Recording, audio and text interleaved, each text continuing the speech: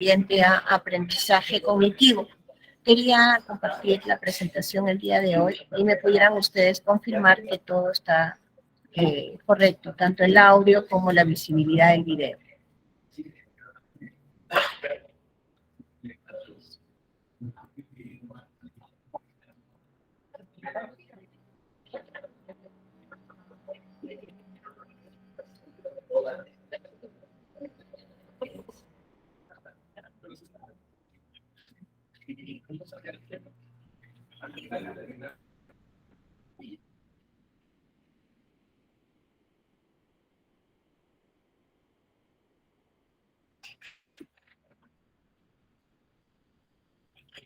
Bien, quería por favor me puedan confirmar si visualizan el video, jóvenes.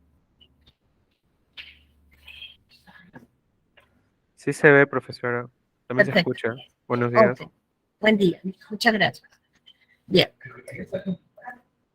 Entonces, el día de hoy vamos a trabajar acerca del enfoque cognitivo.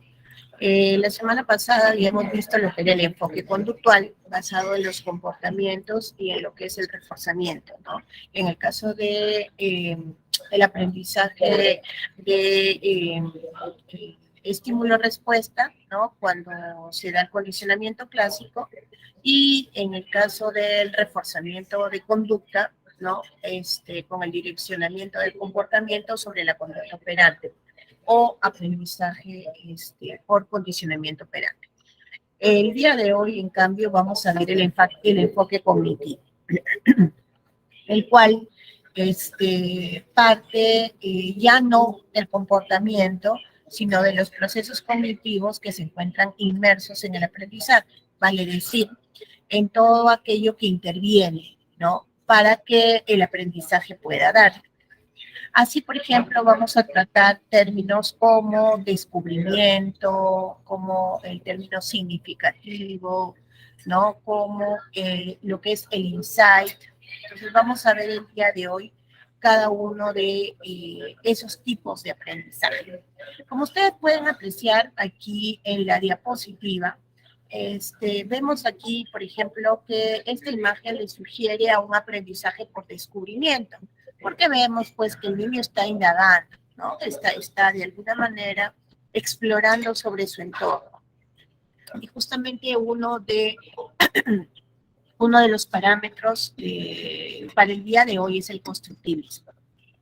El constructivismo, pues, basa su teoría en que el aprendiz es el principal actor sobre su propio aprendizaje. Vale decir que es, en este caso, el niño quien a través de la exploración va generando lo que es por descubrimiento su aprendizaje. También tenemos aquí otro tipo de aprendizaje, lo que se conoce como aprendizaje vicario o aprendizaje social, ¿no? Aquí estamos viendo lo que es el modelamiento social que en algún momento tratamos, ¿no? Que fue postulado por Bandura. Luego tenemos lo que es aquí, ¿no? Una participación activa, ¿no? En su proceso de aprendizaje, ¿no? Como un aprendizaje de corte significativo, en el cual, pues, también el maestro vendría a ser un facilitador y rompe los esquemas tradicionales de únicamente un aprendizaje receptivo o pasivo. Finalmente aquí pues vemos también el simbolismo, ¿no? De cómo se da un proceso de insight o activación.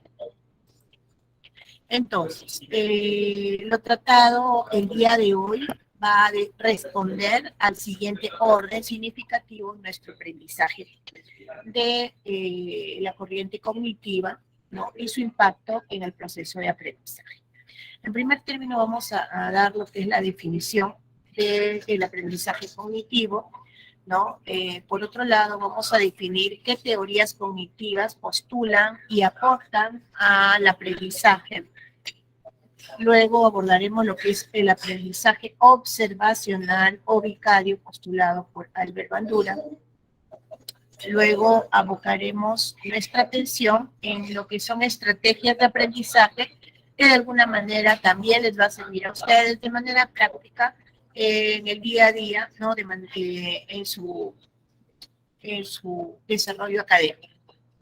Luego abordaremos lo que es el concepto de metacognición o metaaprendizaje, ¿no? Que involucra este proceso. Y finalmente estaremos abordando lo que es el aprendizaje autorregulado y cooperativo, ¿no? ¿Cuál es su implicancia? ¿Qué características tiene? Y rescataremos su importancia. Bien, vamos a empezar con el aprendizaje cognitivo. El aprendizaje cognitivo es aquel aprendizaje producto de factores internos, es decir, es el resultado de estos factores internos que intervienen como parte del proceso de aprendizaje. Estos factores internos son, habíamos visto que son la sensación, ¿no? Que al ser interpretada y en respuesta de cada persona, pues viene a ser la interpretación dada por la percepción personal de cada uno. Previo a ello, habíamos desarrollado también lo que era la atención. Sin atención, no se puede dar un proceso de aprendizaje. El primer ingreso es la percepción, luego lo que es la atención, ¿no? En la medida que focalizamos nuestra atención, generamos pues nuestra capacidad también de comprensión, ¿no? Focalizamos la atención para generar nuestro proceso comprensivo. A su vez, el aprendizaje está muy relacionado al tema de la motivación, es decir, el input, ¿no? Que de alguna manera nos condiciona o nos direcciona por querer aprender. Entonces, aquí entran a tallar en lo que respecta a motivación muchos aspectos, ¿no? Como por ejemplo que la clase pues despierte nuestro interés, que nosotros particularmente tengamos una orientación por determinado tema y en la medida que determinado tema nos motiva, vamos a explorar, indagar, investigar, ¿no? Entonces es muy importante.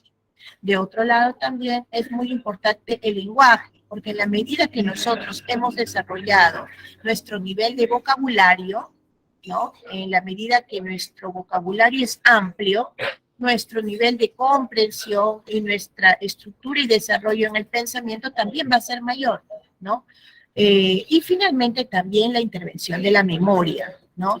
Recordemos que para que el proceso de almacenamiento en memoria pueda darse, tiene que haber dado el foco atencional en primer término, ¿no? Luego pasar por la percepción, ¿no? Focalizando esta percepción, ¿no? Con la atención debida y la concentración suficiente para que establezca el tiempo necesario para transferir de la memoria corto plazo o trabajo a la memoria de largo plazo, donde ingresan los aprendizajes significativos. Entonces, este aprendizaje cognitivo, pues, es un proceso que va a involucrar todos estos factores internos. Y esa interacción, interrelación y, de alguna manera, el proceso, ¿no? Es lo que va a postular esta teoría. Entonces, estos cambios ocurren en los procesos mediadores, ¿no? Entre la recepción del estímulo externo y la respuesta. Entonces, el aprendizaje se da cuando nosotros adquirimos un nuevo esquema cognitivo. Estamos en el día a día ante determinados y diferentes y diversos estímulos. Por tanto, hay un proceso continuo, ¿no? Entre la información sensorial, el proceso de cambio mediadores, ¿no? La actividad cerebral de los procesos cognitivos inmersos y finalmente la conducta observable o la respuesta a este aprendizaje. Esta respuesta puede ser la resolución de problemas, puede ser la intervención oral ante determinada pregunta, cuestionamiento de parte del profesor, de pronto puede ser una determinada conclusión o una inferencia, todo aquello que involucre un tipo de respuesta. Desde los aprendizajes más simples, exploratorios, hasta los aprendizajes más complejos. Entonces, este aprendizaje cognitivo, pues, es el cambio, ¿no? En los procesos mediadores. recordemos, jóvenes, de que el aprendizaje es un proceso continuo, ¿no? Es un proceso constante, ¿no? Entonces, bajo esta perspectiva de la teoría cognitiva, pues el cambio en los procesos mediadores, ¿no? Se da en la actividad cerebral que retiene pues el ingreso sensorial o de aquellos estímulos externos y lo elabora convirtiéndolo e interpretándolo de manera subjetiva en base a categorías, atributos y conceptos de cada persona en particular. Es por ello que el aprendizaje se da en diferentes tiempos y no todas las personas aprenden en la misma velocidad. Hay algunos que tienen una mayor necesidad de reforzamiento, otros que de alguna manera pues tienen la predisposición a un aprendizaje mucho más rápido y versátil, y pues cada quien tiene su propio ritmo de aprendizaje. Tenemos los antecedentes de las teorías cognitivas, ¿no? La teoría gestáltica, por ejemplo, ¿no? La habíamos visto ya como corriente psicológica que pues surge en Alemania y que tiene como principal postulado la percepción individual de cada sujeto. Entonces, ellos atribuyen el concepto de insight, ¿no? Como la capacidad de comprensión súbita producida por una rápida reorganización de los elementos de una situación de problema, convirtiéndola en otra unidad o en una totalidad. ¿Qué significa esto? En sencillo, el aprendizaje por insight es la comprensión repentina o súbita, es decir, cuando uno responde de inmediato de acuerdo a su percepción ante determinada interrogante o pregunta. Hasta aquí, ¿alguna pregunta, inquietud, de pronto algo que hasta el momento no les haya quedado claro? Ok, entonces vamos a continuar. Sí, aló, dígame. ¿Alguna pregunta? Ok. Bien, entonces vamos a continuar con la teoría pues gestáltica, y vamos a presentar a continuación un video que va a poder ilustrar con ejemplos y de manera un tanto más representativa aquello que nosotros hemos estado explicando.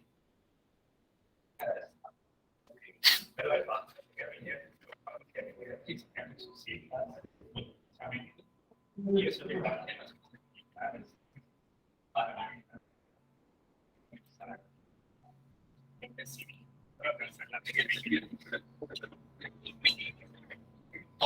inglés por ti. Antes no me gustaba inglés. Pues no,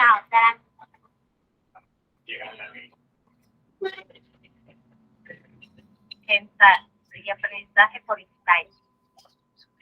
¿Qué es lo que percibes en la imagen?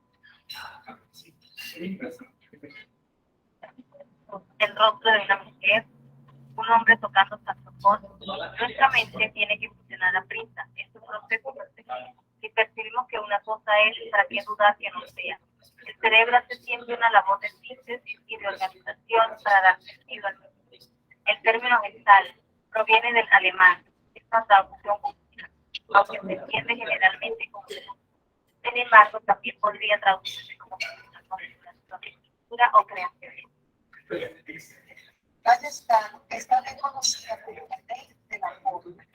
El tema que se propuso los teóricos de la gestal fue que todo es la suma de las partes.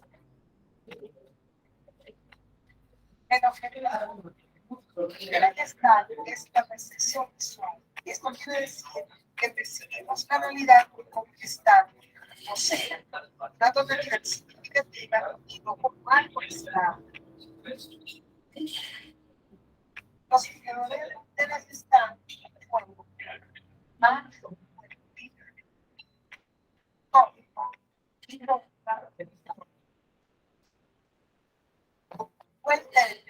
es considerado la persona gestal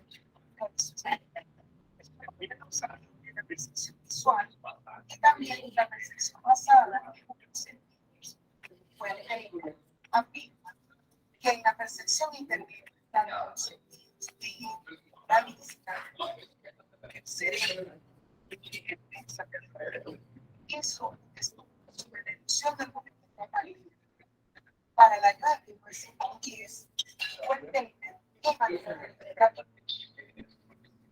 allí, como observó el movimiento aparente de los objetos estacionarios, desde los más cercanos, como árboles o valles, hasta los más lejanos, como las montañas. Por su parte, Foucault creía en el aprendizaje temprano, a lo que se refiere como aprendizaje sexual.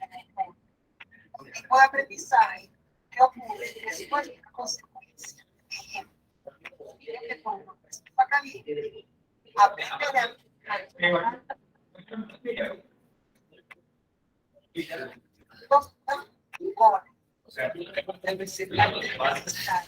aporta el concepto de aprendizaje universal que el una de las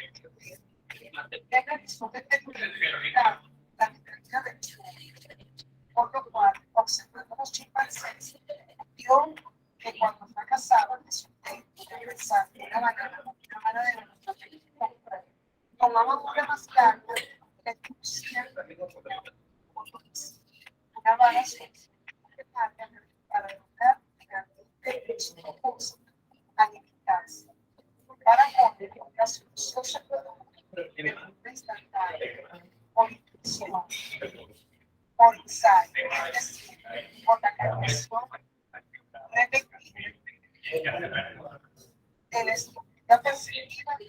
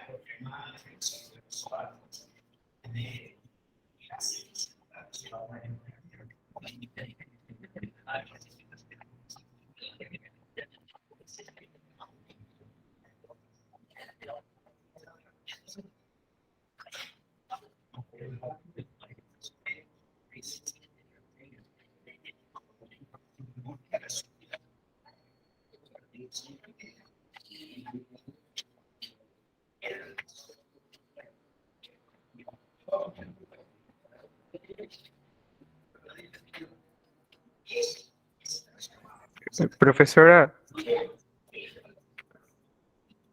disculpe, no se escucha bien. Sí, perdón. El video no se escucha bien. No sé, no se oye bien. No se logra comprender lo que dice. A ver.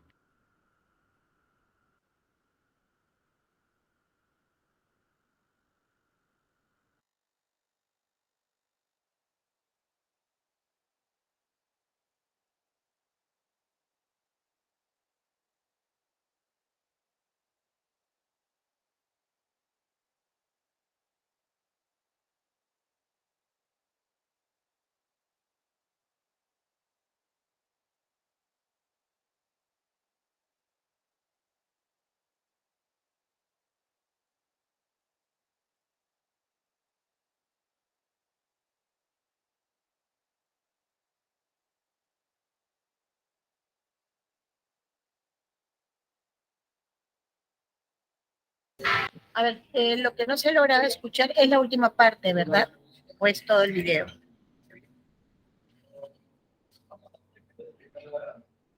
Jóvenes. En el video, lo que no se logró escuchar con claridad fue la última parte.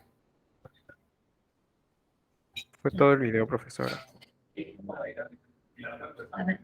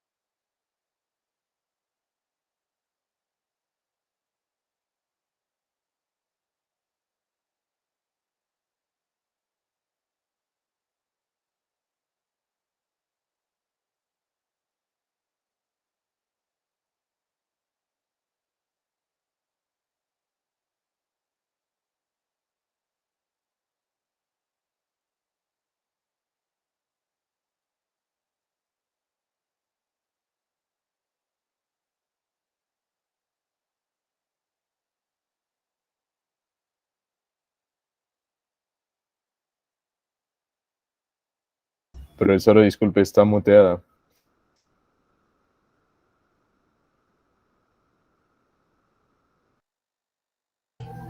Perdón, no le escucho. No, a mí solo le decía que su micro estaba desactivado. Ah, la presentación. Ok.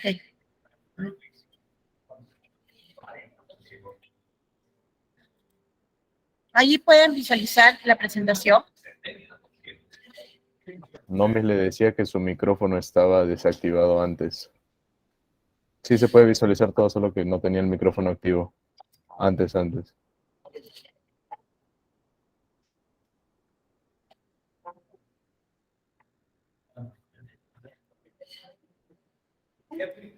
Por el chat me pueden indicar, por favor, si logran ver la presentación, la diapositiva.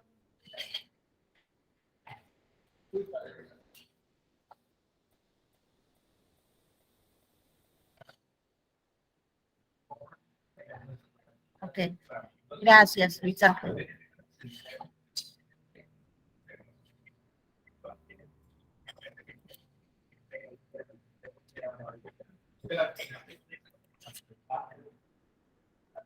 Bien. Entonces, ya que me han confirmado que se puede visualizar la diapositiva, entonces vamos a continuar.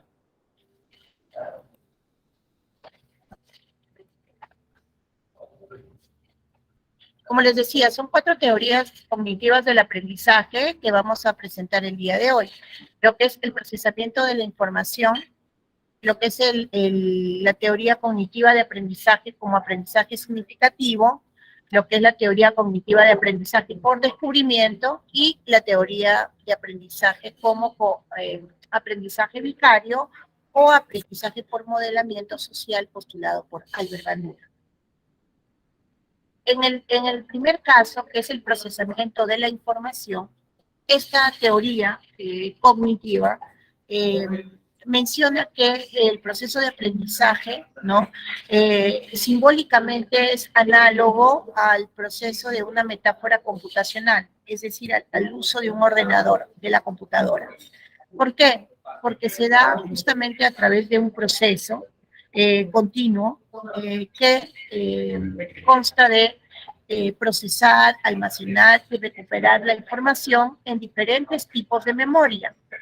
Este proceso, pues, este funcionamiento cognitivo se da de una manera similar a lo que ocurre con la computadora, ya que recepciona información, la almacena y cuando es necesario la recupera.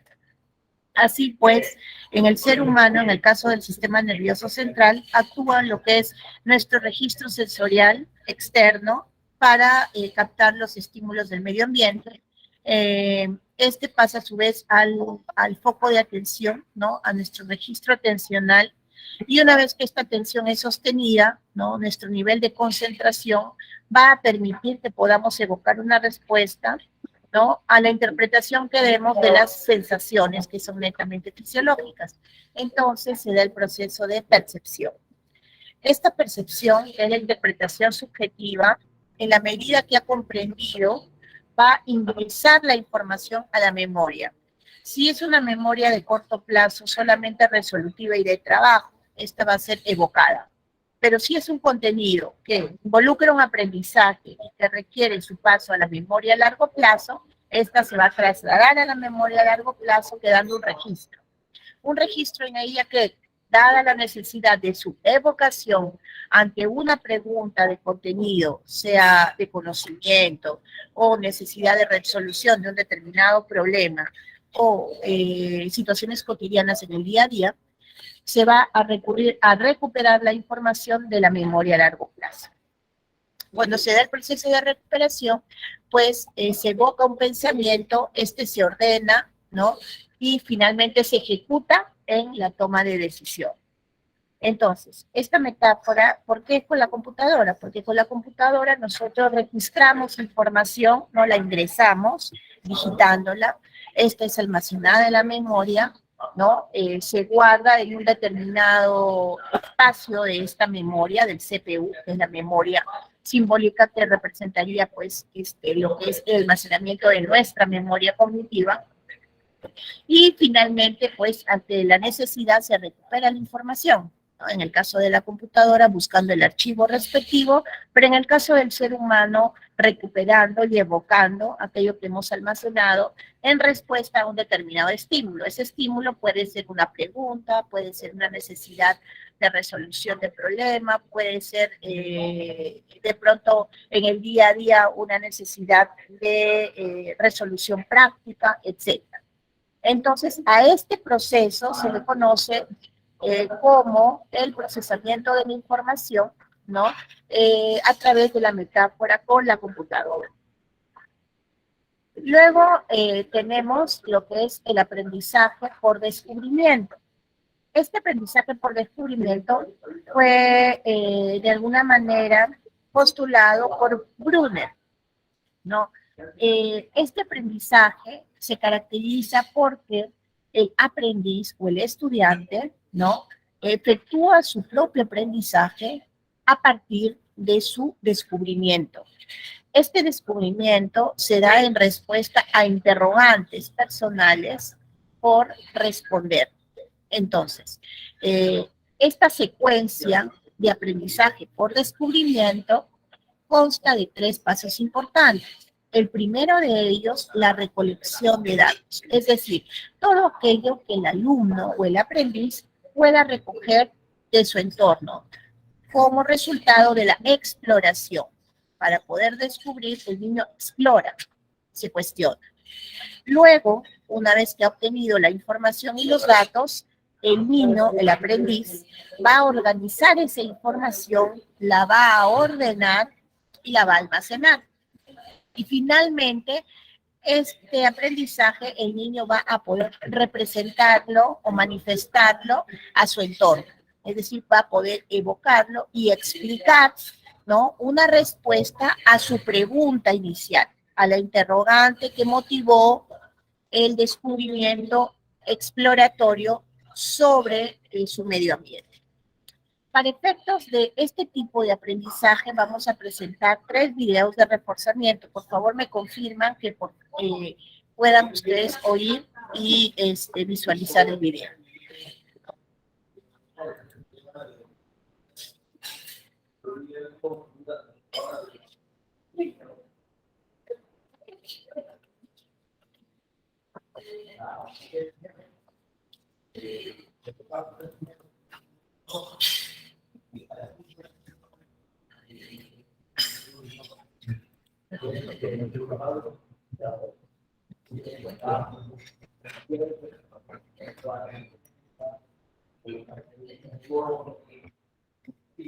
Cada persona en toda la historia es un hijo o hija de Dios. Él es nuestro Padre Celestial y Él no.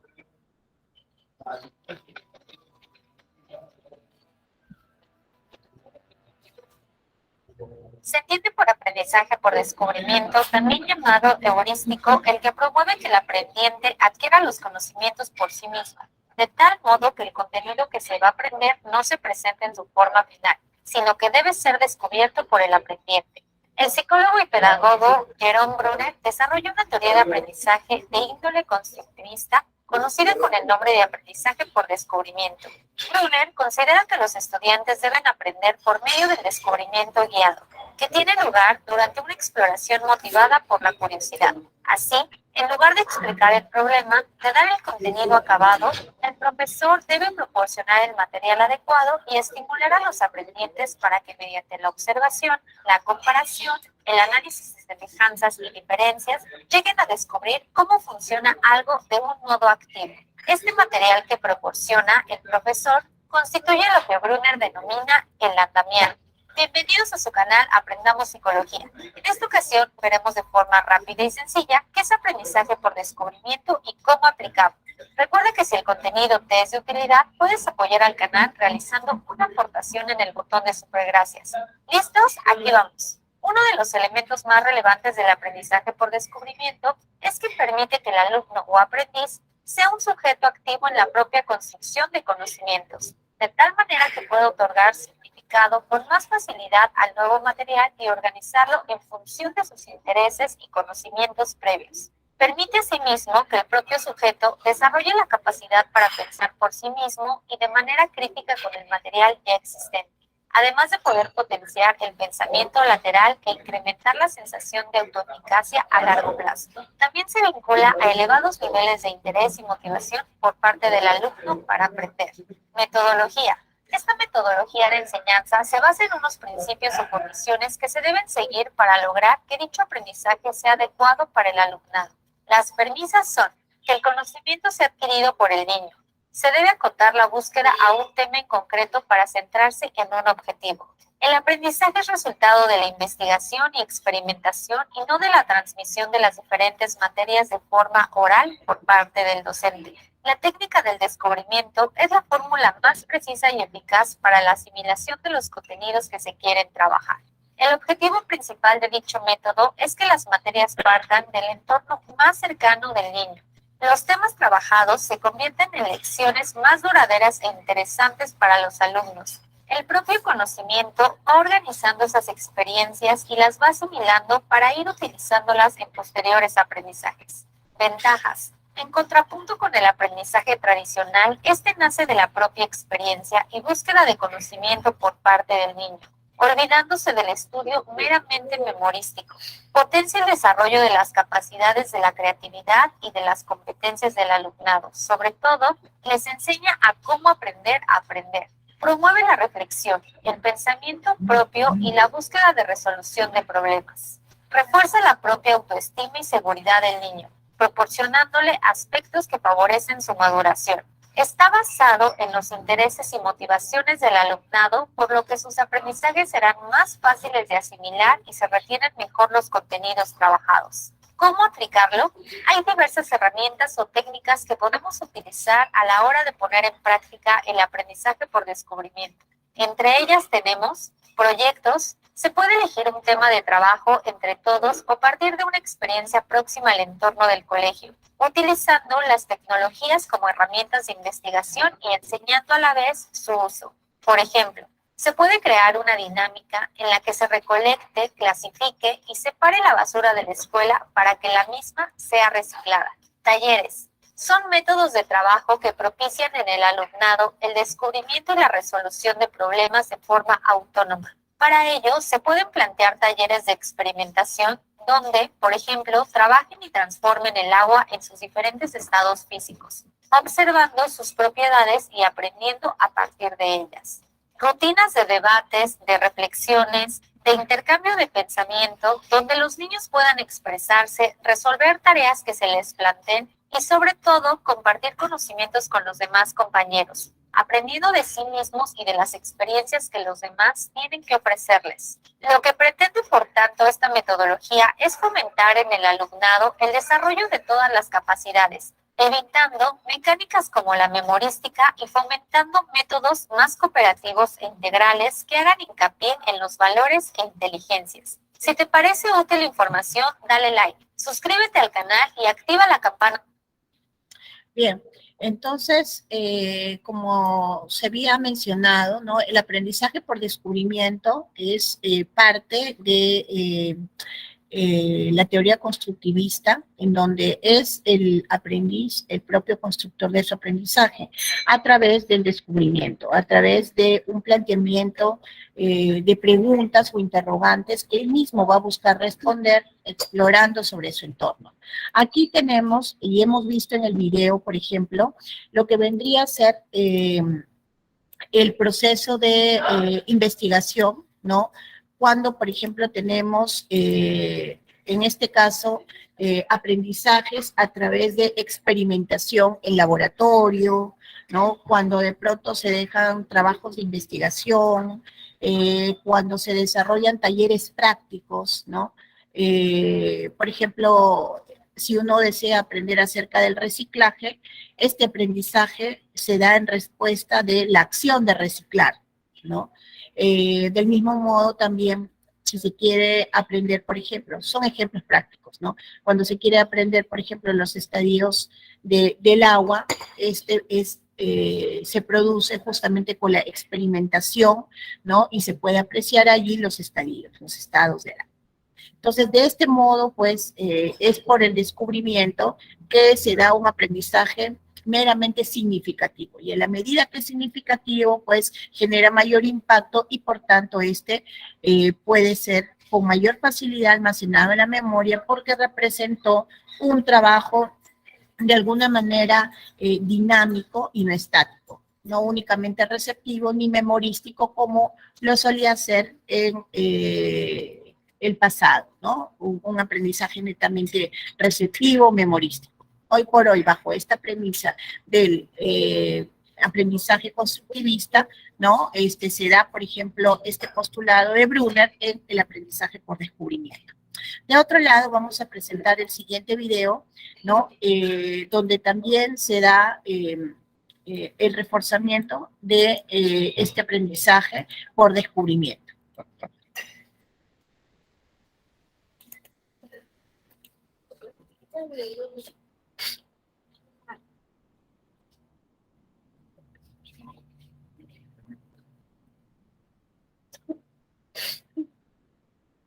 Para los niños y niñas en Ucrania, la situación empeora cada día. Con tan solo un sol al día, podemos entregar insumos de emergencia para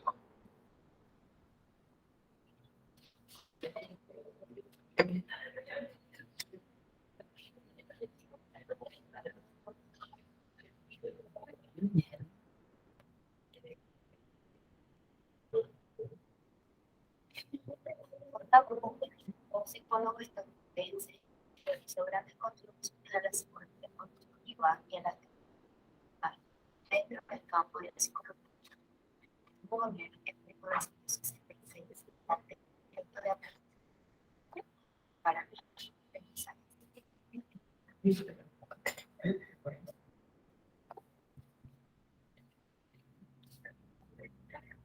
el aprendizaje por descubrimiento es la forma natural de aprender.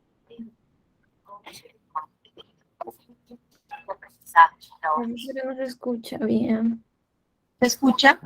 No se escucha bien. Perdón, ¿se escucha el video? No, Miguel, no se escucha. Jóvenes, ¿se escucha el video?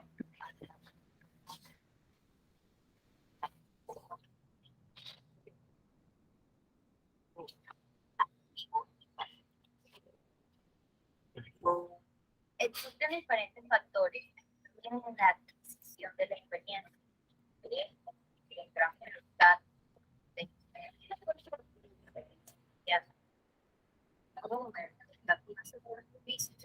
pero la mayor utilización de la experiencia actual.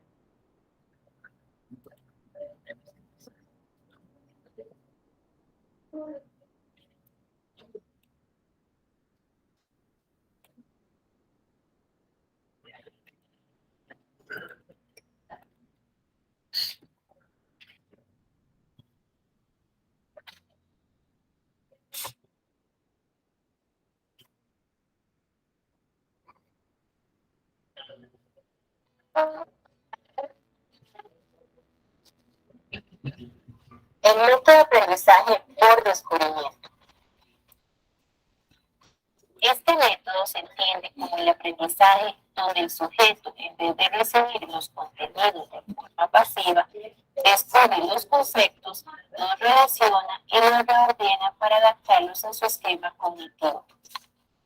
Este tipo de aprendizaje persigue superar las limitaciones del aprendizaje mecanicista, estimular a los alumnos para que formulen suposiciones intuitivas que posteriormente intentarán confirmar sistemáticamente, potenciar las estrategias metacognitivas y el aprender a aprender. También persigue estimular la autoestima y la seguridad en los estudiantes. Entre las características de este método de aprendizaje podemos encontrar: coloca en primer plano el desarrollo de las destrezas de investigación del estudiante. Se opone al aprendizaje por recepción. Los estudiantes deben de aprender por medio del descubrimiento guiado, que tiene lugar durante una exploración motivada por la curiosidad. En lugar de explicar el problema, de dar los contenidos acabados, el profesor debe proporcionar el material adecuado y estimular a los estudiantes para que mediante la observación, la comparación, el análisis de semejanzas y diferencias, entre otros, lleguen a descubrir cómo funciona algo de un modo activo. El material que proporciona el profesor constituye lo que se denomina el andamiaje. Entre las múltiples ventajas que este método ofrece tenemos el que el alumno recordará mejor lo que tuvo que buscar que lo que le fue dado. Fomenta el pensamiento creativo. Produce un aprendizaje fácilmente transferible a situaciones nuevas. Es intrínsecamente motivador. Favorece la maduración del alumno. Ayuda a los niños en conflictos de dependencia pasiva del profesor. Favorece la retención. Y entre las desventajas que podemos encontrar a este tipo de aprendizaje, tenemos que se confunden los medios con fines. Exige mucho tiempo, no va con la cultura de hoy y muchos niños no tienen la motivación inicial.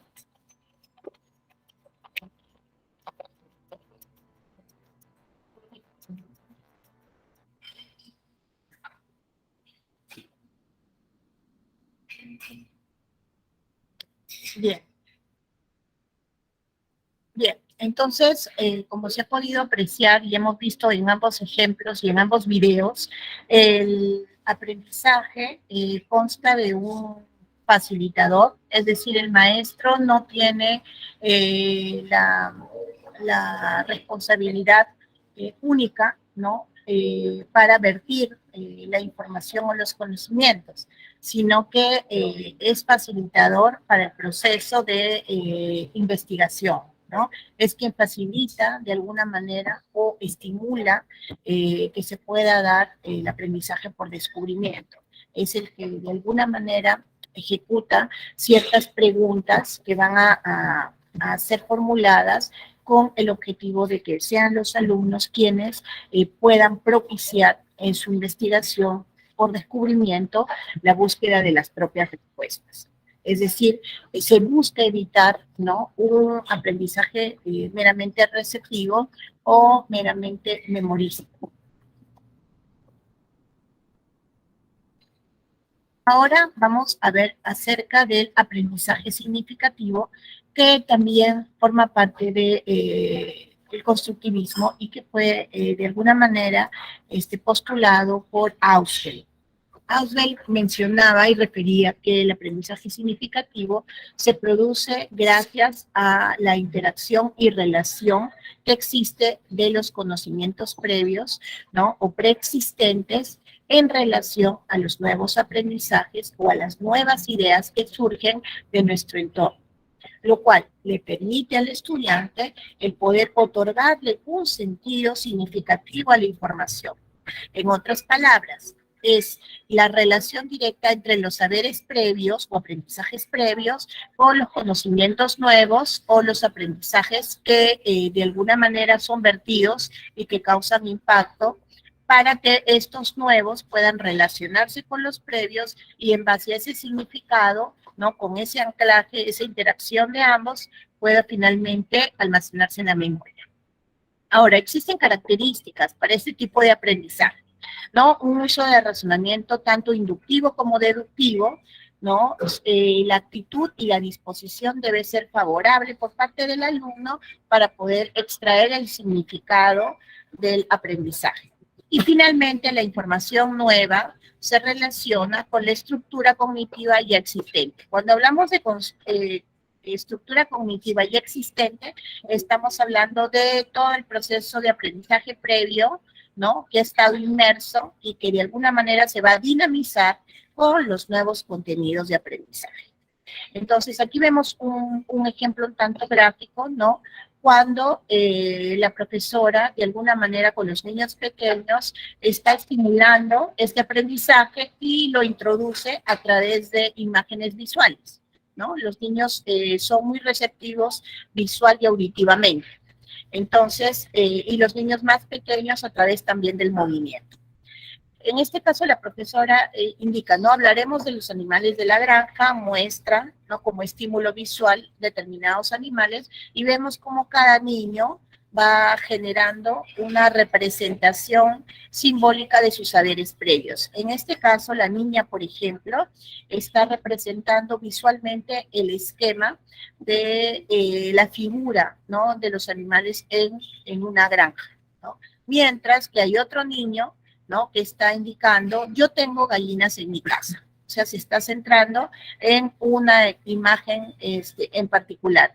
Y la otra niña también en una imagen en particular, a pesar que la profesora muestra dos a la par, ¿no? Pero por eso es que se denomina significativo, porque en la medida que genera impacto frente a la respuesta de nuestros recuerdos o frente a la respuesta de evocar, ¿no?, de nuestra memoria a largo plazo, aprendizajes previos, los relacionamos y por tanto generamos nuevos aprendizajes.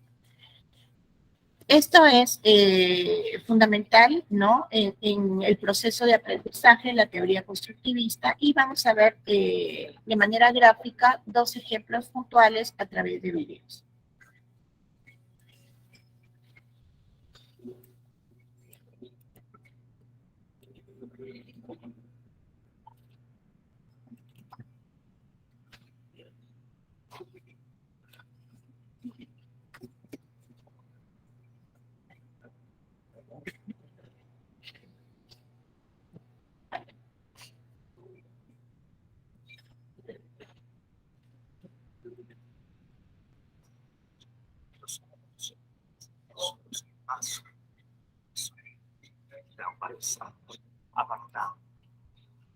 Días, compañeros. Hoy hablaremos de aprendizaje significativo. La teoría del aprendizaje significativo fue una propuesta hecha por David Ausubel en 1963. Pero, ¿quién fue Ausubel? Fue un psicólogo, pedagogo estadounidense, representante importantísimo del constructivismo. Durante mucho tiempo dominó el conductismo. ¿Lo recuerdan? Por lo tanto, se consideraba que el aprendizaje era sinónimo de cambio de conducta, pero Ausubel afirmó lo contrario. Dijo que el aprendizaje humano va más allá del cambio de conducta, conduce a un cambio en el significado de la experiencia. Para que entendamos mejor, él planteó que el aprendizaje de la lengua depende de la estructura cognitiva previa, pero ¿y qué es estructura cognitiva? Pues simplemente son los conceptos e ideas que una persona posee en un determinado campo de conocimiento. Un buen docente debe orientar el aprendizaje a sus alumnos. Por lo tanto, debe conocer la estructura cognitiva del estudiante. Ausubel afirma que, abro comillas, el factor más importante que influye en el aprendizaje es la integración universal. Habiendo puesto esto, enséñese con seguridad. Un aprendizaje es significativo cuando una nueva información se conecta con un concepto relevante preexistente en la estructura cognitiva del estudiante, siempre y cuando los conceptos estén claros y funcionen como un plan para el nuevo conocimiento. Para un ejemplo, entonces, si conocemos qué significa presión, temperatura, trabajo y conservación de energía, es decir, que hacen parte de nuestra estructura cognitiva, no podríamos entender una nueva información sobre electrodinámica, máquinas térmicas o turbinas de vapor. Es decir, que los conceptos relevantes pueden ser amplios, claros, estables o inestables, y dependen de la manera y la frecuencia con que nos exponemos a nueva información. Se conocen tres tipos de aprendizaje significativo: tipo de representaciones, tipo de conceptos y tipo de proposiciones. El tipo de representaciones es el aprendizaje más elemental. Consiste en atribuir significados a determinados símbolos. Este tipo de aprendizaje se presenta generalmente en los niños. Por ejemplo, el aprendizaje de la palabra pelota ocurre cuando esa palabra es equivalente al objeto que que está percibiendo en ese momento. Tipo de conceptos. Los conceptos se definen como objetos, eventos, situaciones con criterios comunes y se designan mediante algún símbolo o signos y son adquiridos a través de dos procesos. Se llaman formación y asimilación. ¿Qué es formación? Son las características del concepto que son adquiridas por una experiencia directa. Siguiendo con el ejemplo del niño y la pelota, aprende el concepto de pelota por tener contacto con ella y las de otros niños. ¿Qué es asimilación? Pues asimilación se produce a medida que el alumno amplía su vocabulario. Entonces el niño podrá distinguir distintos colores, tamaños y afirmar que se trata de una pelota cuando vea otras en cualquier momento. Y el último es el de tipo de proposiciones.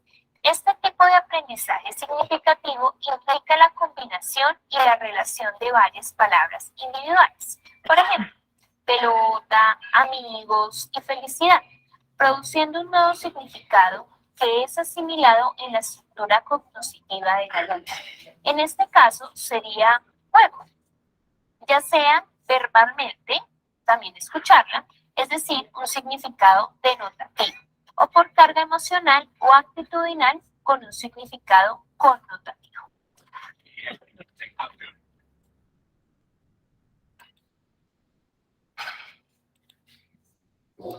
Bien, entonces, como se ha podido ver en los videos, el aprendizaje significativo evoca dos elementos o dos aspectos relevantes, ¿no? Tanto los aprendizajes o saberes previos, ¿no? En donde están netamente los conocimientos adquiridos a través de conceptos, ¿no? O experiencias previas, y también los conocimientos nuevos que se van adquiriendo del entorno. Pero estos saberes previos o este impacto significativo va a responder a las emociones, ¿no? En el sentido que haya, por ejemplo, un impacto en el momento del aprendizaje, ¿no? En el sentido de evocar emociones como, por ejemplo, situaciones felices o situaciones muy motivadoras, va a ese significado emotivo generar impacto también sobre la relevancia del aprendizaje. Ahora vamos a pasar a lo que involucra el aprendizaje observacional. El aprendizaje observacional o por modelamiento o vicario imitativo fue postulado por Albert Bandura. Este tipo de aprendizaje, llamado también aprendizaje social, imitativo o vicario, como lo muestra la figura, es un aprendizaje en el cual el niño pequeño suele replicar, ¿no? O reproducir comportamientos, conductas aprendidas. Este tipo de aprendizaje depende principalmente de la atención, concentración que haya puesto el aprendiz, ¿no? En el comportamiento del modelador, en este caso del modelo a imitar, que por lo general viene a darse por un adulto. ¿Cómo se da este proceso de aprendizaje por observación? Se da de la siguiente manera. El modelo, ¿no? De aprendizaje va a necesitar un nivel de atención por parte del aprendiz. Este nivel de atención va a permitir retener esta conducta, comportamiento, y esta retención almacenada en la memoria va a permitir que, dada la necesidad o dada la circunstancia del entorno, se pueda reproducir o ejecutar de tal manera que replica la del modelo. Y este aprendizaje pues puede recibir de su entorno retroinformación o motivación. En la medida que el niño se sienta motivado a continuar replicando o ampliando este tipo de aprendizaje en base a un modelo que para él es significativo, lo continuará haciendo. Es por ello que generalmente el aprendizaje observacional o vicario se da en primer término con las figuras paternas, sea padre o madre, ¿no? Que son tomados como los modelos principales para el niño. Posteriormente a ello, cuando el niño ya ingresa al ámbito educativo, dependiendo del grado de significado, tanto emocional, ¿no? Como empatía, etcétera, en la maestra, también puede darse ciertas réplicas de las conductas del facilitador. A continuación vamos a ver unos videos que van a poder reforzar lo que se ha mencionado con respecto al aprendizaje por observación.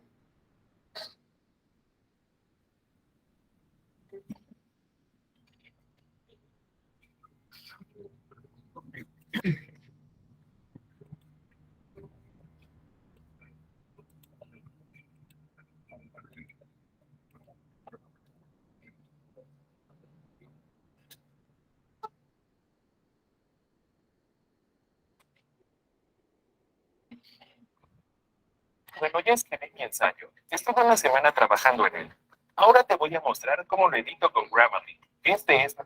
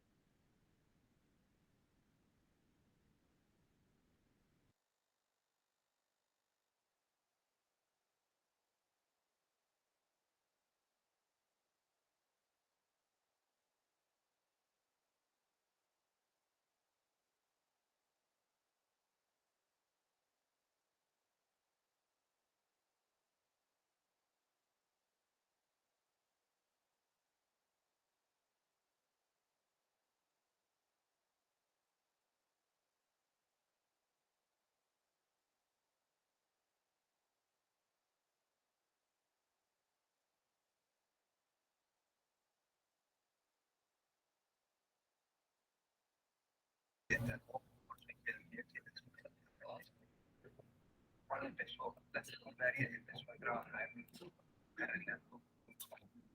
Trabajó con clientes para la gente. Y sorprendentemente, esta fue la experiencia que disciplinar con el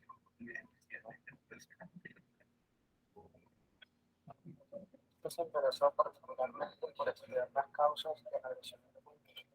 Como resultado, contrajo la hipótesis de la idea sobre gestación patológica emocional, método para conseguir lograr eso suceda. De igual forma, contradijo seriamente a los psicólogos que pensaban que había una relación entre la frustración y la agresión, especialmente fundamentadas en la teoría de Dollar y Tomayer.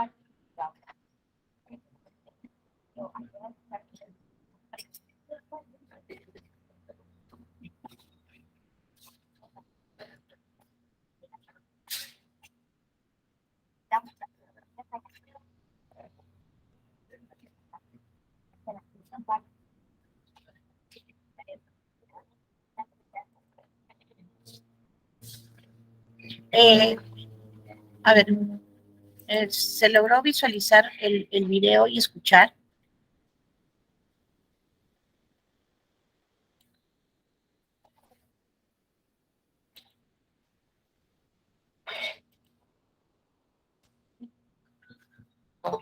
Ya, ok. Bien, entonces aquí fundamentalmente en el aprendizaje observacional, ¿no? Lo que hizo Bandura fue una experimentación, ¿no? En donde él empleó un grupo de niños para que fueran expuestos, ¿no? Con respecto a la agresividad, no sean expuestos en ese sentido, no a que ellos sean agredidos, sino a ver y a ser espectadores de, en este caso, pues, cómo se daban determinados comportamientos violentos, ¿no? Mientras que tuvo un grupo de control en el que estos niños, pues, no eran expuestos, ¿no? A este tipo de comportamientos y lo que se vio como resultado de este tipo de estudio fue que los niños, pues, las conductas violentas que estos puedan presentar es producto del aprendizaje por observación. Es una réplica del aprendizaje imitativo, ¿no? En ese sentido, pues, vamos a ver un video de reflexión al respecto en cómo es que se impacta este tipo de aprendizaje en conductas futuras, ¿no? Por parte fundamentalmente de las figuras paternas, que es con quien mayor interacción en el día a día presentan los hijos, ¿no? Sobre todo este tipo de aprendizajes impacta sobre niños pequeños, que es cuando se da todo el modelamiento de la conducta, ¿no? Vamos a ver a continuación, me indica por favor que pueda visualizarse y oírse sin problema.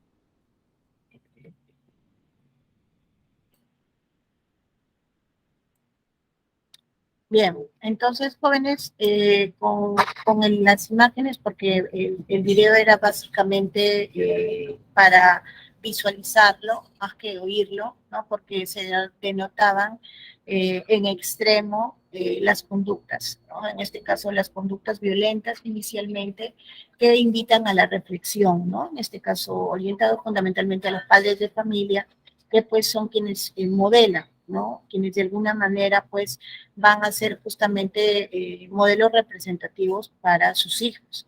Y son los hijos los que muchas veces pues replican este tipo de conductas. Entonces vemos como hoy en día, por ejemplo, se han incrementado conductas de bullying, ¿no? En los colegios hoy en día están siendo un tanto más reiterativos este tipo de comportamientos, o por lo pronto, post pandemia se han intensificado, ¿no? En mayor magnitud. Entonces, lamentablemente, pues esto responde a exposición de conductas violentas, ¿no? En su interactuar, en el día a día, que lamentablemente pues han modelado sus comportamientos.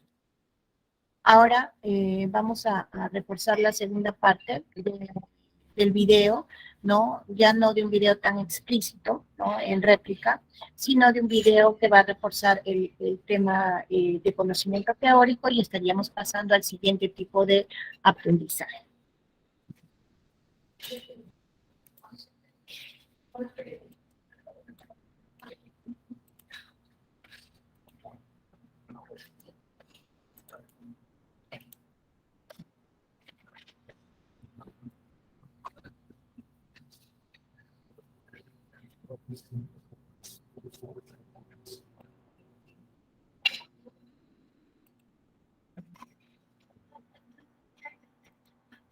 Haber graduado en enfermería, tuve claro que el siguiente paso era aprender técnicas reconocidas. Oportunidad de ayudar en clínicas. Bienvenidos a la introducción a la responsabilidad.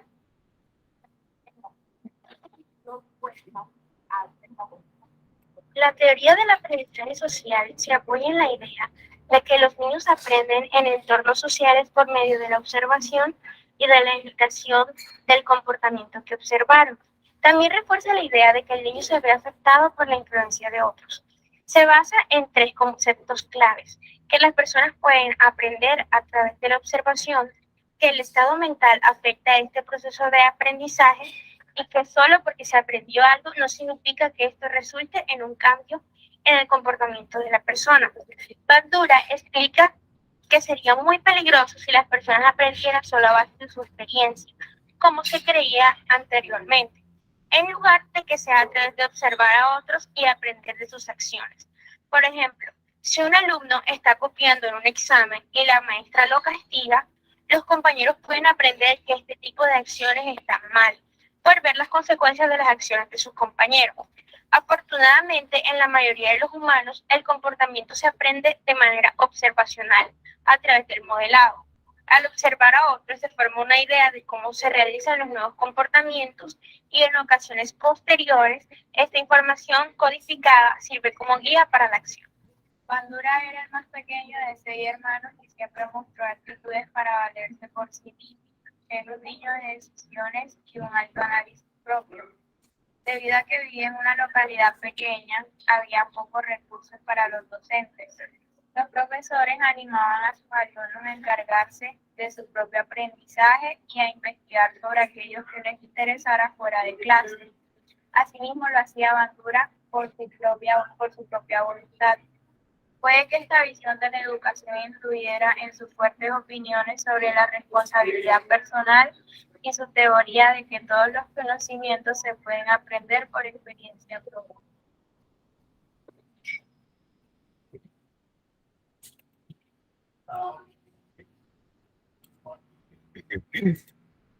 Bien, entonces, pues, estos 3 tipos de aprendizaje, ¿no? Tanto el aprendizaje por descubrimiento, el aprendizaje significativo y el aprendizaje observacional, son tipos de aprendizaje bajo la premisa y el desarrollo constructivista, en donde es el aprendiz o el alumno el responsable directo sobre los resultados de su propio aprendizaje, siendo el maestro o persona adulta un facilitador.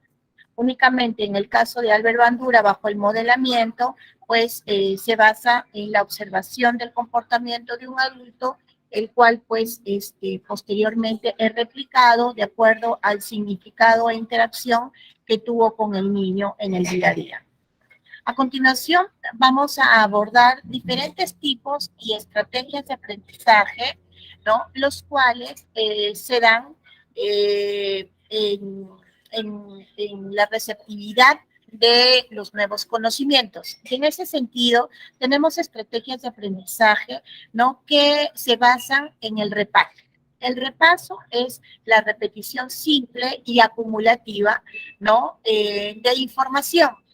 Esta repetición simple y acumulativa de alguna manera es cuando nosotros, por ejemplo, leemos un determinado texto y para poder de alguna manera almacenarlo en nuestra memoria, solemos acudir a la repetición del texto para poder de esa manera, por repetición continua, el poder hacer el paso de la memoria de corto plazo o de trabajo a la memoria de largo plazo.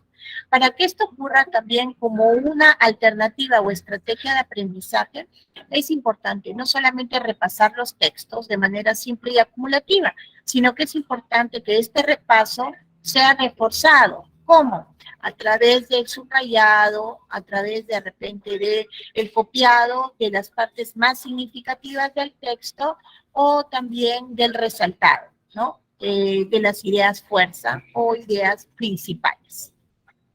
Luego tenemos otro tipo de estrategia que vendría a ser la elaboración.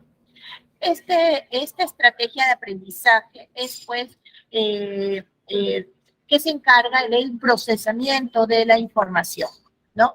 En este caso, la elaboración simple va a involucrar palabras clave, ¿no? Rimas, imágenes mentales o parafraseos, ¿no? Y la elaboración compleja va a permitir que el alumno pueda plantear inferencias, hipótesis, elaborar resúmenes, establecer analogías entre un aprendizaje nuevo versus un aprendizaje previo, ¿no? Metáforas, etc.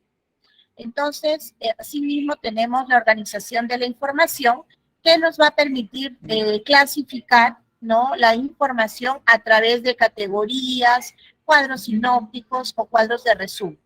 Y finalmente la jerarquización.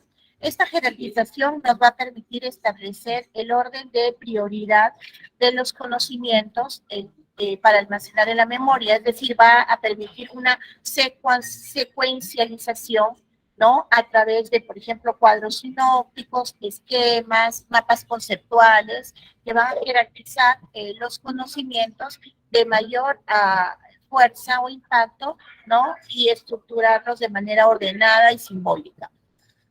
Luego tenemos lo que es la supervisión de la comprensión. Esta supervisión de la comprensión nos permite controlar nuestra propia evaluación, ¿no? Es decir, nuestra metacognición es controlar en qué medida nuestro aprendizaje se ha dado de la mejor forma. Y así, por ejemplo, nosotros podemos emplear preguntas para verificar nuestro aprendizaje, generar autopreguntas para reforzamiento de lo aprendido, resolución de prácticas, o por ejemplo en el caso de las matemáticas, física o ciencias, la réplica en diferentes tipos de ejercicios prácticos, ¿no? Y asimismo la validación de la calidad de lo aprendido, ¿no? De alguna manera buscando las respuestas adecuadas o correctas a nuestros desarrollos. Es importante que ante estos tipos de estrategias de aprendizaje empleemos también estrategias de autocontrol emocional. Estas estrategias de autocontrol emocional van a permitir evitar los bloqueos.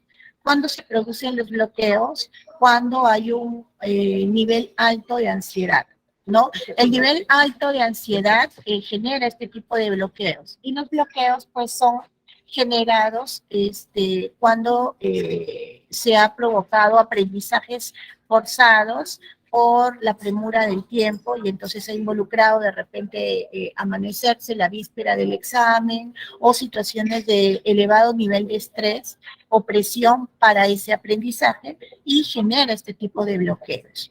Entonces, es importante para este autocontrol emocional fomentar prácticas de, por ejemplo, respiración, ¿no? Relajación, que de alguna manera, pues, también con la programación positiva de cada uno pueda de esta manera fomentar situaciones de mejor desenvolvimiento.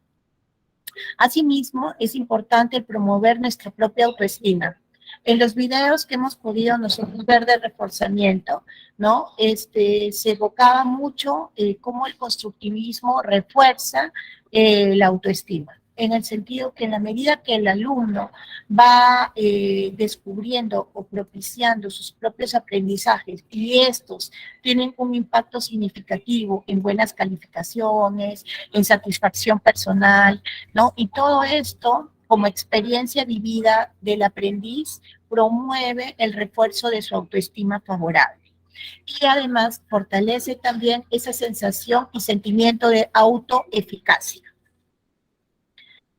Entonces, ¿qué son pues las estrategias de aprendizaje? Son procedimientos, ¿no?, individuales de planeamiento y organización del estudio dirigido a un rendimiento exitoso, ¿no? El enfoque de estas estrategias de aprendizaje es el buen rendimiento u optimizar el desempeño académico. Así pues, habíamos mencionado que tenemos estrategias de aprendizaje de repaso, tales como resaltar, subrayar, copiar o repetir oralmente. Esta repetición oral ayuda mucho y seguramente ustedes que aprenden idiomas o han tenido la experiencia previa del aprendizaje de idiomas, se emplea mucho, por ejemplo, en inglés, el repeat after me, que de alguna manera justamente el profesor sabe por qué propicia esta repetición y es para fijarla en nuestra memoria de corto plazo y pueda pasar al almacenamiento de la memoria a largo plazo. Entonces, esta repetición oral también es muy importante cuando el niño pequeño está en proceso del aprendizaje de la lectoescritura. Entonces, cuando la profesora enseña, por ejemplo, las vocales o las letras, solicita a los alumnos puedan repetir oralmente la evocación del abecedario o la evocación de las vocales con el fin de también fijarlas en su memoria. Luego tenemos estrategias de aprendizaje de elaboración. Estas estrategias de aprendizaje de elaboración, habíamos mencionado que tenemos el parafrasear un texto.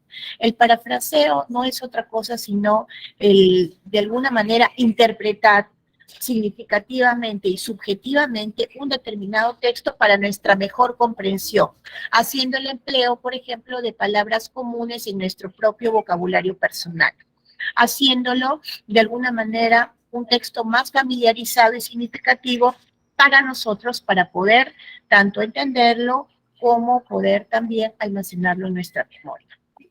Tenemos asimismo lo que es el resumen.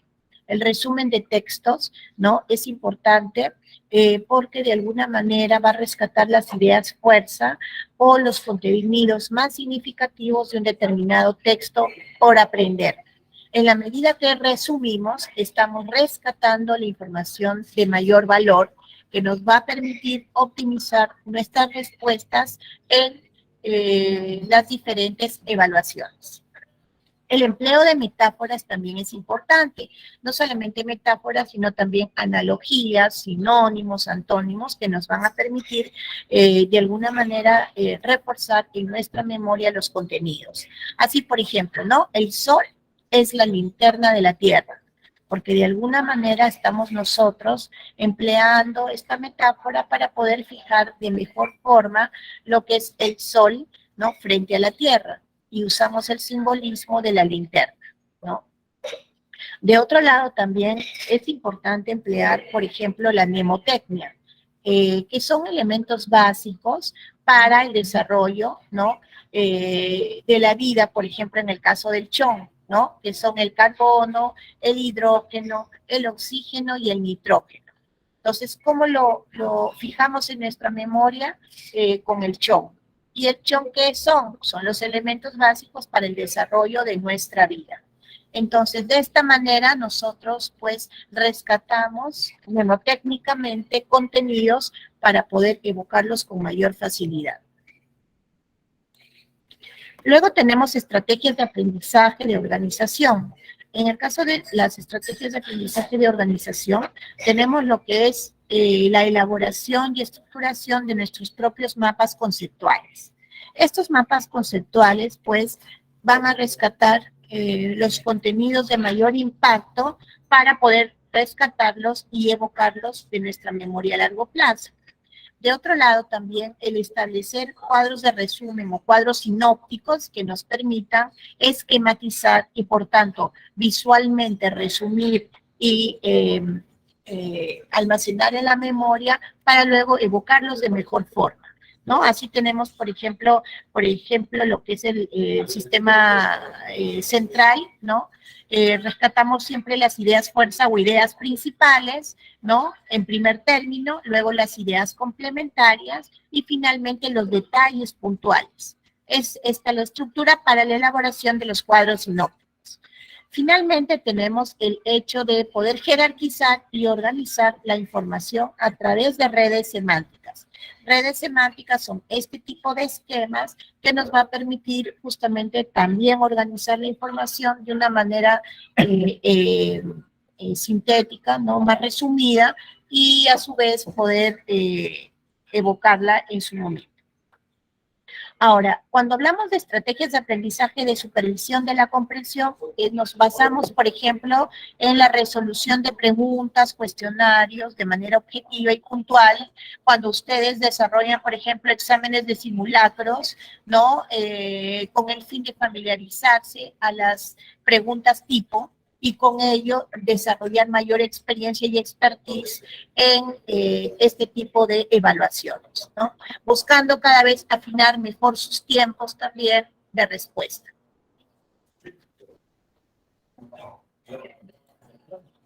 La metacognición, ¿no? La metacognición es una alternativa muy importante para el proceso del aprendizaje, ¿no? La metacognición, pues, nos permite de alguna manera aprender a aprender. Y también involucra lo que es no solamente aprender a aprender, sino que hoy en día se emplea mucho el término también de desaprender ciertos contenidos con el fin de replantearlos o reformularlos. Entonces, esta metacognición, de alguna manera, es el aprendizaje significativo en macro, porque somos nosotros mismos quienes vamos a buscar aprender a aprender. Es decir, vamos a buscar despertar en nosotros de nuestro conocimiento, de nuestra propia actividad cognitiva y controlar esta actividad cognitiva para conocer nuevos métodos que nos van a permitir optimizar nuestro rendimiento, ¿no? Y poder controlarlo o de alguna manera también optimizarlo de mejor forma. Así tenemos que estas estrategias metacognitivas contemplan lo que es la planificación, que es proyectar objetivos concretos, tiempos, ¿no? Y grados de dificultad para la elaboración de nuestras propias técnicas de aprendizaje. Recordemos que cada persona es individualmente significativa, ¿no? Independiente en sus propios aprendizajes. No todas las personas aprendemos de la misma forma. Tenemos pues cada quien de nosotros nuestra propia conducta, ¿no? De aprendizaje, nuestra propia estructura, ¿no? Cognitiva para buscar los aprendizajes más acordes a nuestras propias necesidades, ¿no? Y a nuestras propias también fortalezas y competencias, ¿no?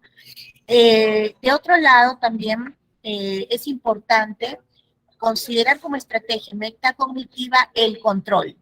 Y el control es poder verificar el avance de nuestros objetivos de aprendizaje, detectando factores que puedan favorecer, optimizándolo, o factores que pudieran dificultar, obstruyéndolo, o de alguna manera, pues, deteniéndolo o paralizándolo, ¿no? Finalmente, tenemos la estrategia metacognitiva de evaluación, que es comparar los resultados que nosotros obtenemos con los objetivos que nosotros mismos nos hemos planteado para el aprendizaje. Entonces, la metacognición es aprender a aprender o también, en algunos casos, aprender a desaprender.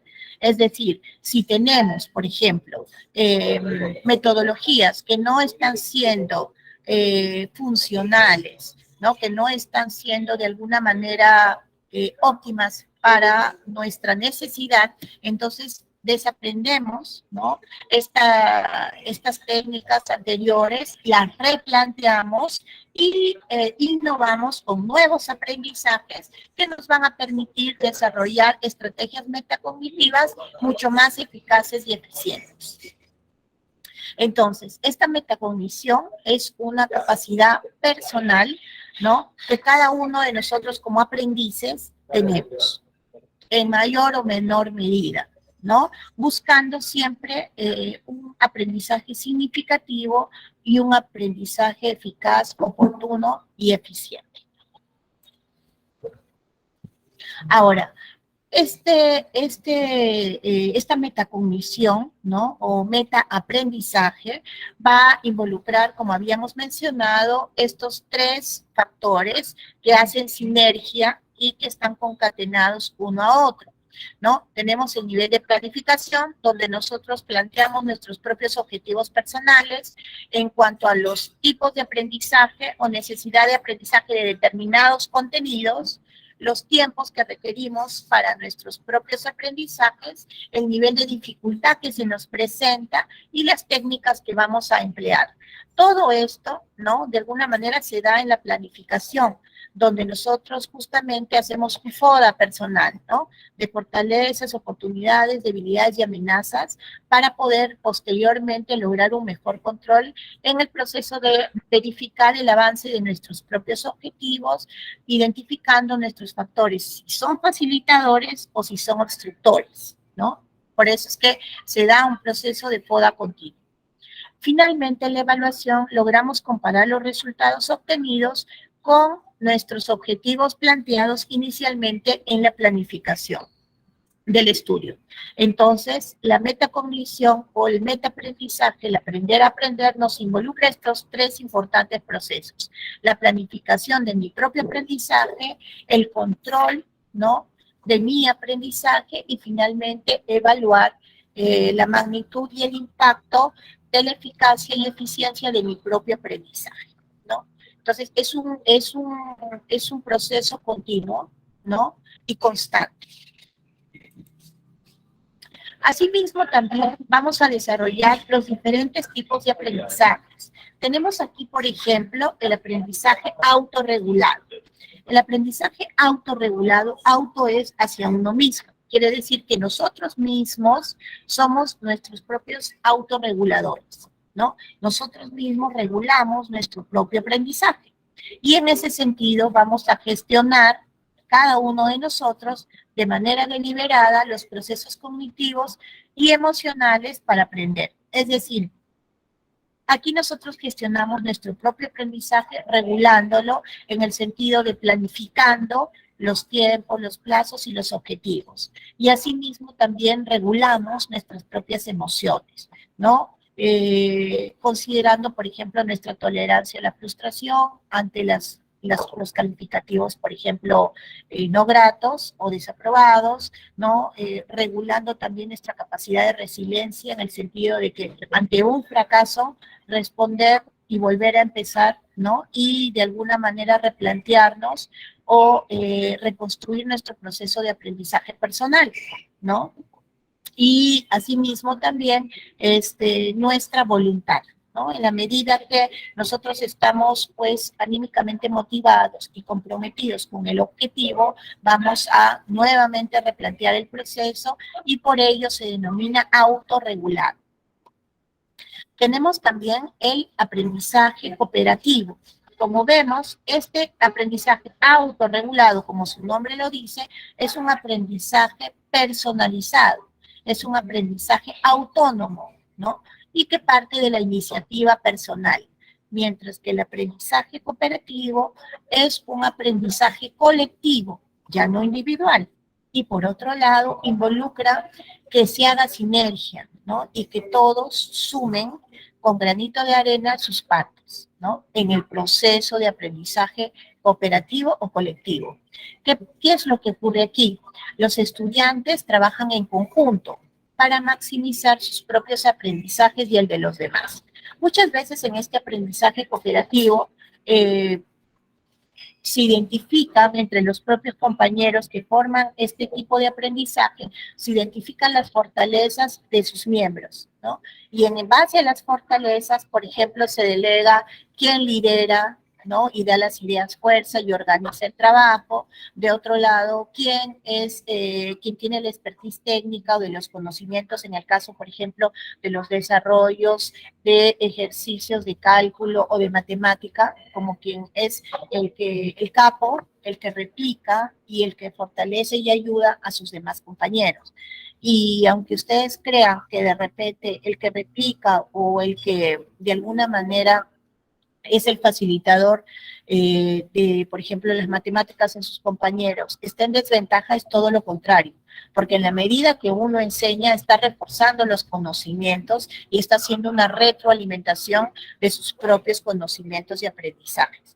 Es por ello que se llama aprendizaje colectivo y sobre todo cooperativo, porque hay una sinergia y todos se ven beneficiados de los demás compañeros.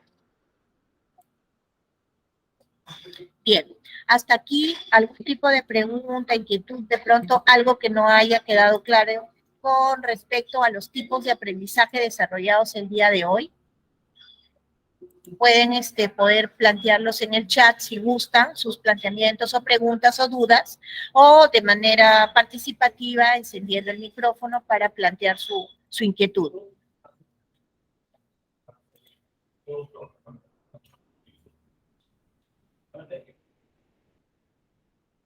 Ok, Sofía te pide poder reforzar lo que es el aprendizaje por procesamiento para lograr también una captura de pantalla. Ok, entonces, aprendizaje por procesamiento.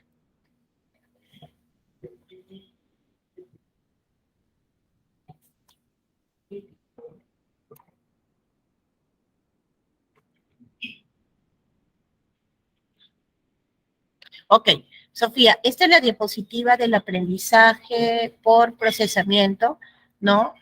Donde se hace de alguna manera la analogía con lo que respecta a el PC y una computadora, ¿no?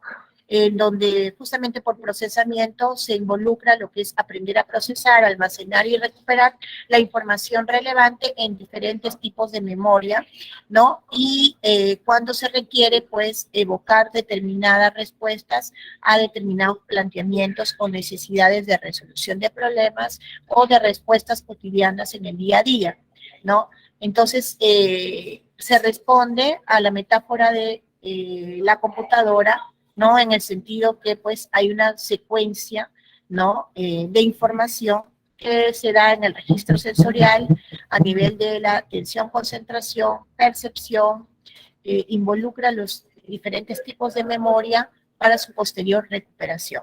Recordemos que la recuperación, si es a corto plazo, es de la memoria de trabajo, pero si la recuperación es de información almacenada con mucho tiempo de antelación, estamos hablando de la recuperación de memoria a largo plazo. Y en cuanto al pensamiento, recordemos que dependiendo el tipo de pregunta o la necesidad, vamos a desarrollar los distintos tipos de pensamiento, o el pensamiento concreto en base a las experiencias, o el pensamiento abstracto deductivo, dependiendo el tipo de pregunta o necesidad. Finalmente, producto del desarrollo del pensamiento, vamos a poder ejecutar o llevar a cabo toma de decisiones o acciones en concreto. ¿Alguna otra pregunta, duda o inquietud con respecto a los diferentes tipos de aprendizaje con enfoque cognitivo?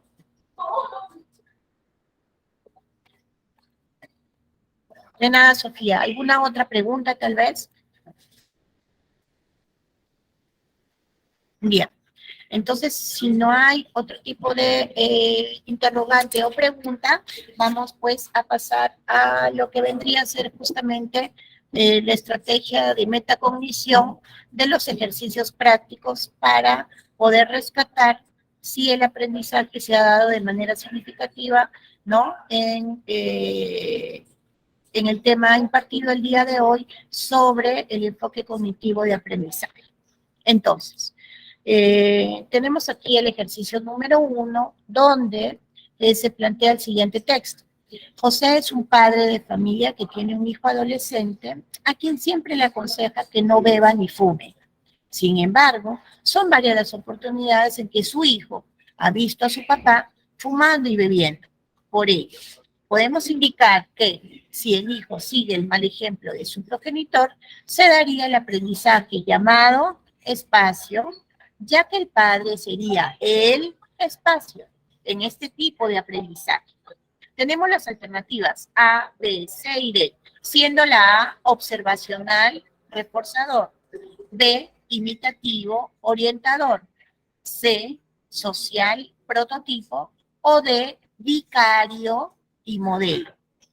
¿Cuál de esas 4 alternativas sería la que ustedes han elegido como respuesta a este ejercicio? Podrían consignarlo tanto en el chat o en todo caso encender el micrófono y poder sustentar su respuesta.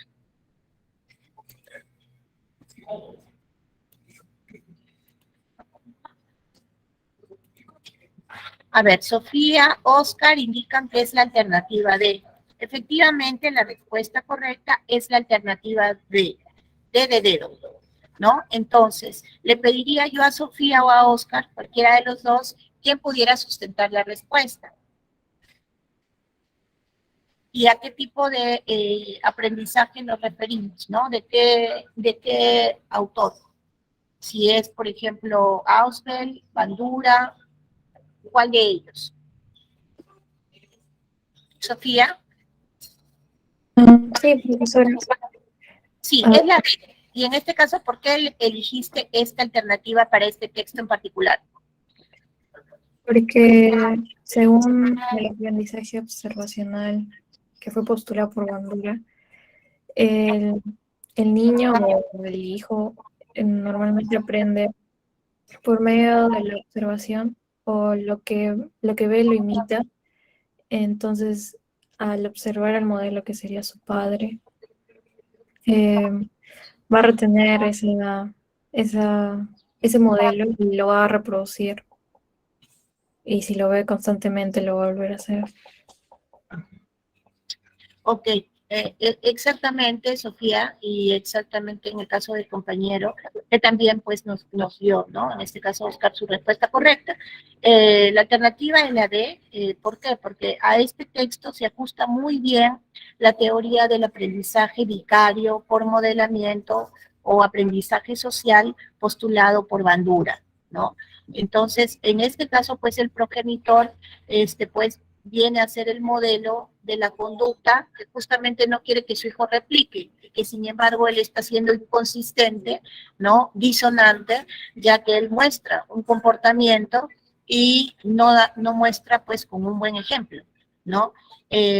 Muchas veces se dice pues se predica con el ejemplo, ¿no? Y en definitiva el mejor aprendizaje no es aquel que se basa en buenos modelos, ¿no? Por replicar. Entonces, por eso es que hemos visto justamente como refuerzo a este tipo de aprendizaje el video en el que lamentablemente se dan conductas violentas o conductas negativas de hábitos pues desfavorables y que automáticamente los niños las replican, ¿no? Entonces, es un llamado a la reflexión, ¿no? De los padres y de su labor o función importante en el aprendizaje de los hijos, tantos fundamentalmente en un aprendizaje actitudinal, de escala de valores, sobre todo eso, ¿no? Jerarquía y escala de valores. Y los buenos hábitos. Bien, pasamos al ejercicio número 2. Tenemos, algunos estudiantes señalan que al momento de dar un examen les ocurre que no pueden desarrollar un problema a pesar de insistir en él. Se aturden, se cansan y desisten de buscar una solución. Sin embargo, cuando ya están más tranquilos y cuando están en camino a casa pensando en el problema que no pudieron resolver, dan con la solución. Un joven señalaba, pareciera que mi mente se abrió y no sé cómo. En base a lo propuesto por la teoría gestáltica del aprendizaje, se puede concluir que 1. El ambiente del examen contribuye a que todos los estudiantes se bloqueen y no puedan rendir adecuadamente. 2. Para solucionar el problema, en este caso, se produjo una reconfiguración de sus elementos. O 3. Si no se soluciona el problema, es necesario que el estudiante cambie su estado de ánimo. ¿Cuál de estas 3 alternativas se ajusta mejor al texto y a la respuesta adecuada? A, 1 y 2. B, solo 2, C, solo 3 o D, solo 1 y 3.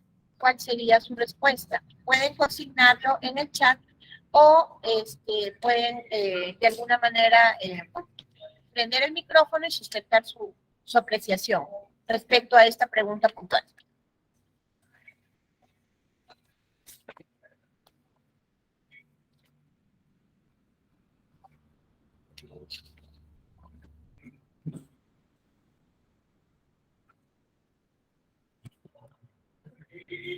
A ver.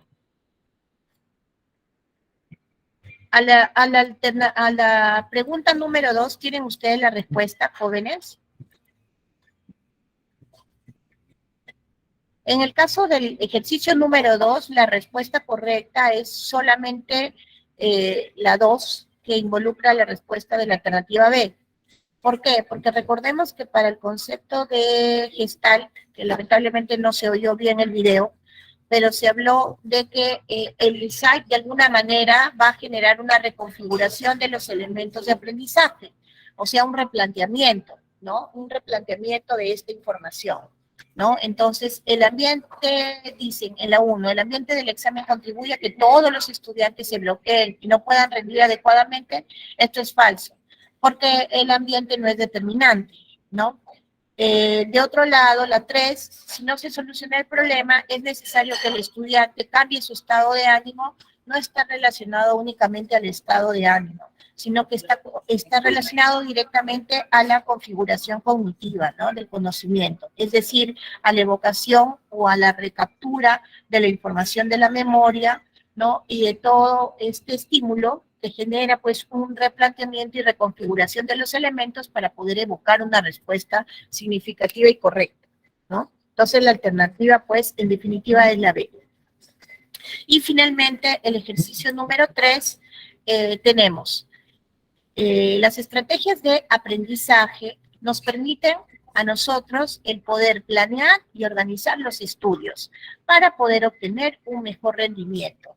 Relacionen según corresponda las estrategias usadas con los ejemplos presentados.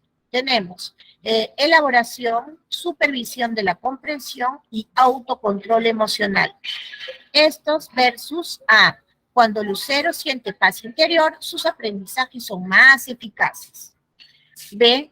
Luis entiende mejor el tema cuando lo dice con sus propias palabras. Y C. A través de las videollamadas, Carlos y Luis se preguntan y se corrigen. ¿Cuál sería la interrelación de la primera con la segunda columna?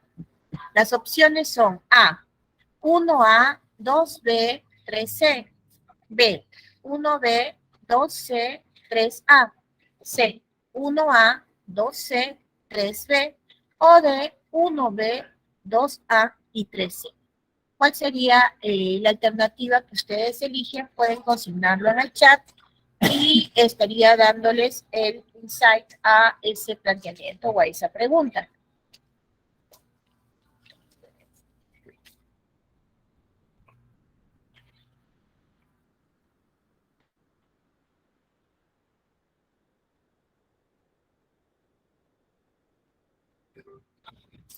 Bien, Axel nos indica que es la alternativa B.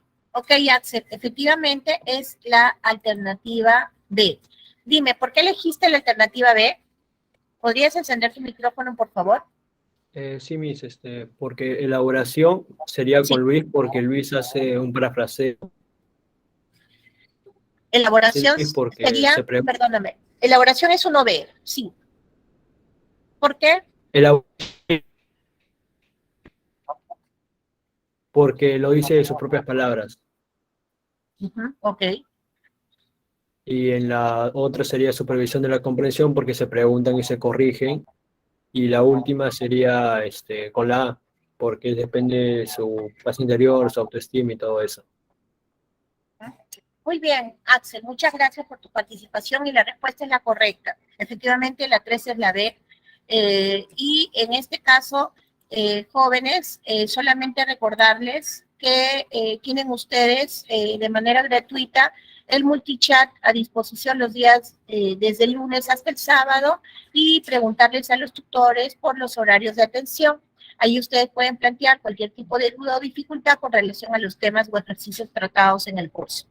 De otro lado también, si tuvieran algún tipo de bloqueos o quieren optimizar tal vez sus elementos de metacognición o metaaprendizaje, también pueden tratarlo en las citas psicopedagógicas que se dan en turno de la mañana de 7:30 a 2 de la tarde o en el turno tarde de 2:30 a 9, y la canalizan a través en las mañanas de José Romero y por las tardes con Priscila Cuentas.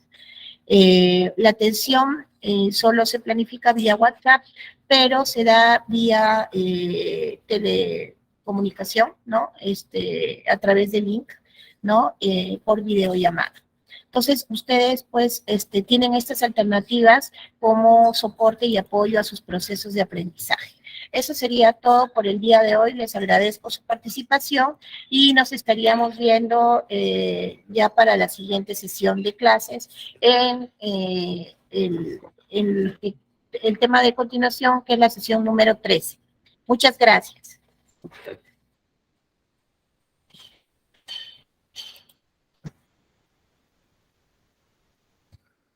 Gracias a ustedes por su participación activa. Muy amable.